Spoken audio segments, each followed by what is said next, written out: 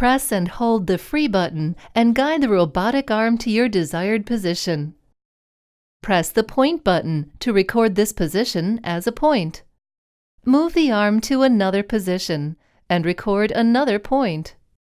Repeat this step one more time to record the last position. Now you are done with teaching the robot 3 positions.